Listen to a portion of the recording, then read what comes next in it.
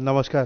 सर्वप्रथम मी अर्थसंकेत यांचे आभार मानतो की त्यांनी आम्हाला मोस्ट पॉप्युलर ब्रँड यांनी सन्मानित केलं आहे. अर्थसंकेतने आम्हाला लास्ट 2 वेळा पण ही अपॉर्च्युनिटी दिलेली आणि मी त्यांचे खूप आभारी आहोत. खोगो या ब्रँडबद्दल बोलायचं तर हे 1961 साली माझ्या आजोबांनी श्री कैलासवासी मुरलीधर महादेव रेडकर यांनी चालू केलेलं एक गिरगावच्या छोट्याशा खोलीतनं हा ब्रँड चालू झाला आणि नंतर हळूहळू त्यांनी एक जाहिरातीची माध्यम घेऊन न्यूजपेपर, बस, एस टी डेपो सगळीकडे छोट्या छोट्या ॲड्स केल्या आणि हा ब्रँड पूर्ण महाराष्ट्रभर पसरवला. ही त्यांचीच मेहनत आहे. नंतर आता माझे वडील आहेत हेमंत रेडकर. त्यांनी हे खूप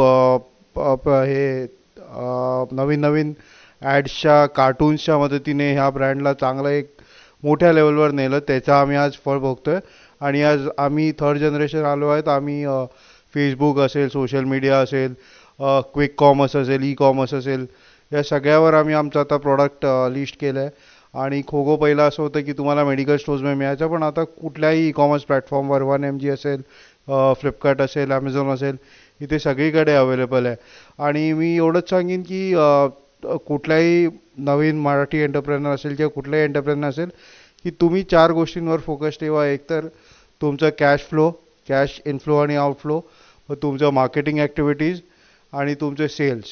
बस ह्या 3 गोष्टीवर तुम्ही फोकस केलं ना तर तुमचा ब्रँड कुठच्या कुठे जाईल. आणि खास करून अजून एक मेन इम्पॉर्टंट गोष्ट म्हणजे तुमच्या प्रॉडक्टची क्वालिटी.